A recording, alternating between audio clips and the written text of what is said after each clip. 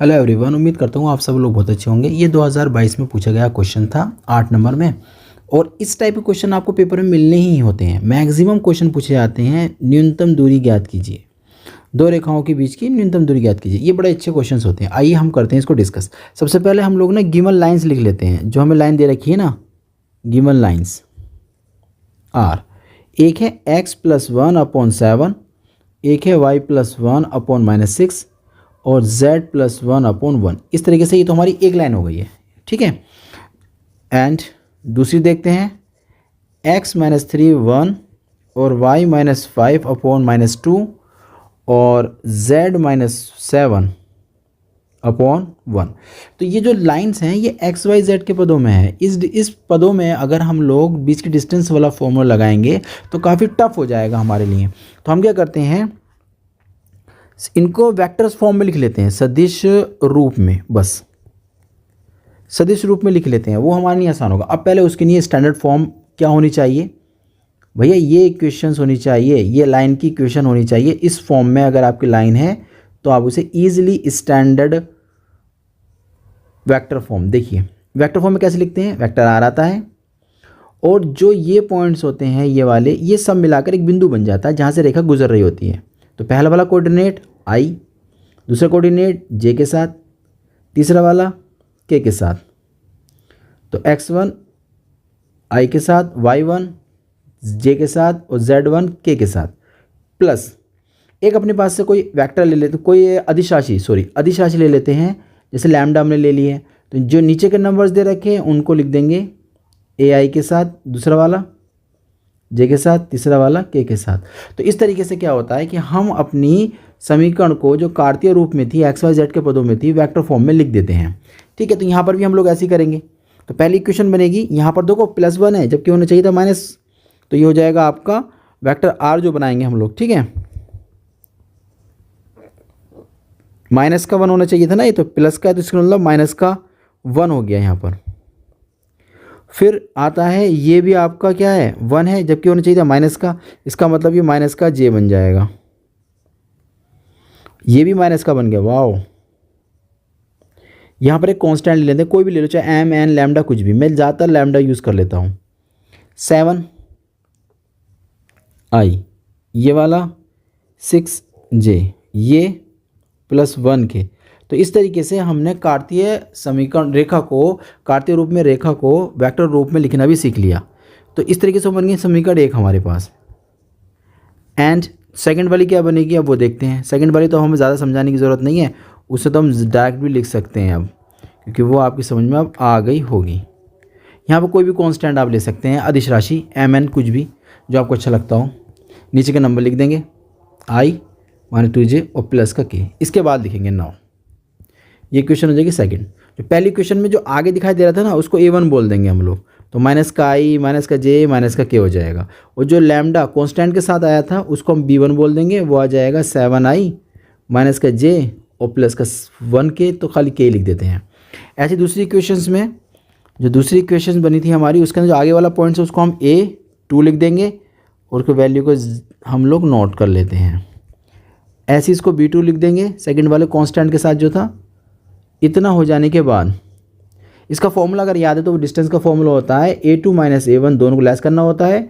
जो रिजल्ट आए b1 cross b2 के साथ अदिश गुणन कर देते हैं उनका, ठीक है। उसके बाद यहाँ पर उसके मोड और सारा रिजल्ट ये मोड के अंदर, तो ये हमारे पास फॉर्मूला बन जाता है। तो इसके अकॉर्डिंग हम बात करें तो a2 माइनस a1 हमें निकालना पड़ेगा। तो चलो निकालते हैं। a2 माइनस a1, a2 हमारे पास है, और या तो आप डायरेक्ट भी लेस कर सकते थे, नहीं तो आप एक बार दिखा दीजिए ताकि मिस्टेक के चांसेस कम हो। यहाँ तो पॉसिबल है कि आप ठीक कर सकते हैं, लेकिन एग्ज़ाम टाइम में आपको नहीं पता चलेगा कि आपने जो क्वेश्चंस किया है वो सही है या गलत है। कोई भी कैलकुलेशंस आपने की है ये सही है गलत, वहाँ दिक्कत हो जाती है। अब आई वाले के साथ देखो बन जाएगा कितना आपके पास, 4i।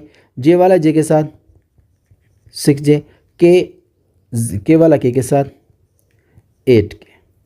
अब हमें ना एक चीज़ और निकालनी होती है, b1 और b2 की क्रॉस निकालनी है। चलो ठीक है, उसको निकालते हैं। क्रॉस निकालने का हमारा जो तरीका होता है वो अब ये सांडिक वाली फॉर्म होती है। इसमें b1 का कोऑर्डिनेट को पहले लिखेंगे, वो कितना है 7 है, माइनस का 6 है और 1 है। ऐसे यहाँ पर दूसरे में i का गुणांक, j का गुणांक और k का गुणांक है। इसको ओपन कर लेंगे। ओपन करने पर देखते हैं क्या आता है। तो मल्टीप्लिकेशन में दिस रिजल्ट ये नहीं आएंगे, ये जाएगा माइनस का 6 हो जाएगा, प्लस का 2 हो जाएगा, माइनस का j लेंगे, ये आ जाएगा, दिस 7 हो जाएगा, माइनस का 1 हो जाएगा। इसके बाद प्लस का k लेना है, k के साथ ये नहीं लिया जाएगा, ये नहीं लिया जाएगा, मल्टीप्लाई करो, माइनस के 14 और प्लस के 6 बन जाएगा। कुल मिलाकर रिजल्ट आ जाएगा आपके पास माइनस का 4i प्लस का 6, वहाँ लग रहा है माइनस, तो माइनस का j हो जाएगा और ये हो जाएगा माइनस का 8, तो माइनस का 8k हो गया। ये हमने निकाला b1 क्रॉस b2 का। ठीक है, हमें ना फॉर्मूले के अकॉर्डिंग रिजल्ट चाहिए मोड में भी, तो मोड वाला रिजल्ट भी हम लोग निकाल लेते हैं। ठीक है, तो ठीक है निकाल लेते हैं मोड का रिजल्ट भी। तो b1 क्रॉस b2 का मोड इज इक्वल टू, हम सब जानते हैं मोड में क्या होता है कि जो i और j और k के गुणांक होते हैं उनका वर्ग करके अंडर रूट लगा देते हैं। i गुणांक 4 × 16 हो जाएगा, 36 हो जाएगा और ये 64 हो जाएगा। ये बन गया 100 और 16 116 हो जाएगा। इस तरीके से हमने ये रिजल्ट भी निकाल लिया। इसके बाद बस इसके बाद कुछ नहीं, फॉर्मूला लगाते हैं, अभिष्ट न्यूनतम दूरी बराबर, फॉर्मूला क्या था, a2 माइनस a1 था और डॉट में b1 क्रॉस b2 था और नीचे b1 क्रॉस b2 का मोड था और सारा रिजल्ट ये मोड के अंदर, ताकि रिजल्ट हमें पॉजिटिव प्राप्त हो। नीचे का तो हमने निकाली था 116 आया था। हमें a2 माइनस a1 देखना, वो कितना था, a1 माइनस a2 था 4 6i और 8j। याद रखिएगा क्या क्या रिजल्ट था, 4i 6j और 8k डॉट। अब b1 क्रॉस b2 निकालते हैं, वो था माइनस का 4i माइनस का 6j माइनस का 8। अरे वाह, ये तो सेम टू सेम है, मगर रिजल्ट सिर्फ माइनस प्लस में फ़र्क हो रहा है। कोई दिक्कत नहीं है, मोड के अंदर है, तो मोड के अंदर है तो माइनस का कोई दिक्कत ही नहीं है। चलिए मल्टीप्लिकेशंस अब ऊपर ही करते हैं। i वाले की i से करो माइनस का 16, j वाले की j से करो माइनस का 36, k वाले की k से करो माइनस का 64 और ये सारा रिजल्ट जो है 116 ओवरऑल मोड के अंदर है।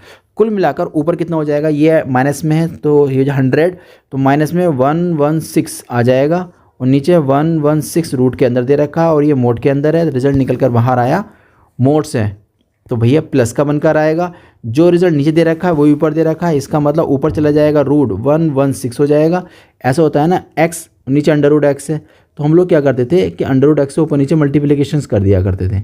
उससे क्या होता था कि x रूट x बन गया, नीचे x हो गया, x से x कट जाएगा, अंडर रूट x, यानी ऊपर का रिजल्ट जो आ जाएगा रूट चले जाएगा। आप ऐसे भी सोच सकते हैं, ऊपर पावर x की 1 है और नीचे पावर कितनी है, अंडर रूट में आधी पावर होती है, तो एक पावर ऊपर आधी पावर नीचे। जब नीचे वाली पावर ऊपर जाकर लेस करेगी तो बचेगी पावर कितनी, आधी। आधी का मतलब अंडर रूट। ऐसे भी आप सोच सकते हैं। कुल मिलाकर रिजल्ट हमारे पास आ चुका है, यहाँ तक भी छोड़ सकते हैं और थोड़ी सी कैलकुलेशन आप अगर करना चाहते हो तो कर भी सकते हैं। 116 बोर्ड में जो आंसर की दी थी उसमें इसका सॉल्यूशंस आगे तक था, तो मुझे लगता है शायद आप फैक्टर कर लेंगे, तो फैक्टर करने के बाद रिजल्ट आ जाएगा 2/√29 मात्रक। उम्मीद करता हूँ ये क्वेश्चन आपकी समझ में आ गया होगा। मिलते हैं नए क्वेश्चन के साथ।